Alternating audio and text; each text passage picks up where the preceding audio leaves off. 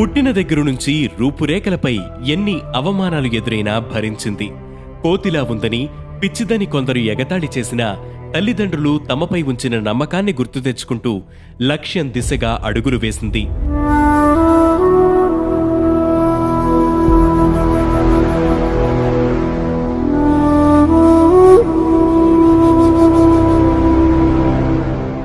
రేయింబవళ్లు శ్రమిస్తూ అథ్లెట్గా ఒక్కో మెట్టు ఎక్కుతూ పారిస్ పారా ఒలింపిక్స్ లోకి అడుగుపెట్టింది.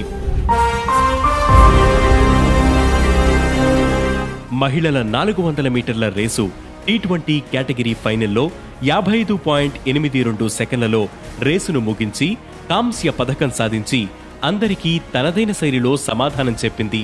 ఆమెను చూసి అందరూ గర్వంగా తలెత్తుకుని తిరిగేలా చేసింది. తనే దీప్తి జీవన్జీ. ఎందరికో స్ఫూర్తిదాయకంగా నిలిచిన ఈ తెలుగమ్మాయి గురించి ఈరోజు స్పెషల్ స్టోరీలో.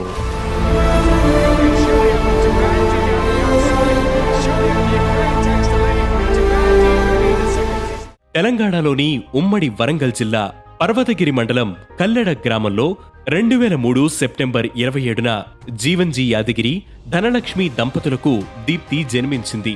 మానసిక ఎదుగుదలలో సమస్యతో పాటు ముఖాకృతిలో స్వల్ప లోపాలతో జన్మించడంతో పుట్టుకతోనే దీప్తికి తన తల్లిదండ్రులకు అవమానాలు ప్రారంభమయ్యాయి. ఈమెను చూసి కొందరు అనాథాశ్రమంలో చేర్పించమని సలహా ఇచ్చారట. అయినా దీప్తి తల్లిదండ్రులు ఆమెను కంటికి రెప్పలా సాకారు. ఊర్లోని పిల్లలు ఎవరైనా ఎగతాళి చేస్తే దీప్తి ఇంటికి వచ్చి బాధపడేదట. ఆమెకు ఇష్టమైన భోజనం వండి తల్లి ఆమెను ఓదార్చేదట. ఆర్థికంగానూ దీప్తి కుటుంబం ఎన్నో సవాళ్లను ఎదుర్కొంది. రోజుకు 150 నుంచి 200 రూపాయల కూలీకి దీప్తి తల్లిదండ్రులు పనిచేసేవారు. ఆర్థికంగా ఇబ్బందిగా ఉందని వారికి ఉన్న అరెకరం పొలం కూడా అమ్ముకోవలసి వచ్చింది. స్కూల్లోని పీఈ టీచర్ బియాని వెంకటేశ్వర్లు ఓసారి దీప్తి తోటి విద్యార్థులతో పరిగెత్తడం గమనించారు. యాక్టివ్గా ఆమె పరిగెడుతున్న తీరుని మెచ్చి ఆమెను ప్రోత్సహించారు.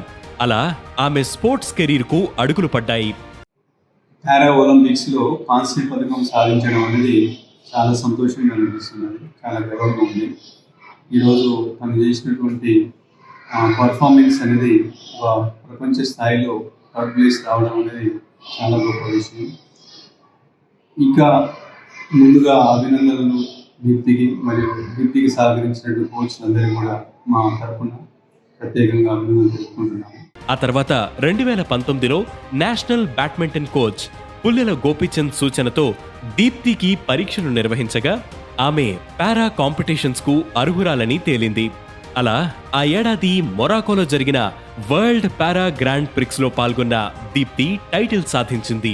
ఆ తర్వాత ఎన్నో విజయాలను తన ఖాతాలో వేసుకుంది. ఇక ఈ ఏడాది వరల్డ్ పారా ఛాంపియన్షిప్ లో గోల్డ్ సాధించడమే కాక 55.07 సెకండ్లలో పరుగు పూర్తి చేసి సరికొత్త ప్రపంచ రికార్డు నెలకొల్పింది. తాజాగా పారాలింపిక్స్ లోనూ ఆమె పథకం సాధించి అందరి ప్రశంసలను అందుకుంటోంది.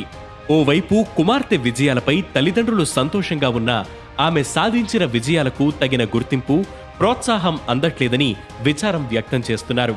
తమను ఆదుకోవాలని ప్రభుత్వాన్ని విజ్ఞప్తి చేస్తున్నారు. ఎన్ని మెడలు తెచ్చినా అదేం ఫలితం లేకుండా అయిపోయింది.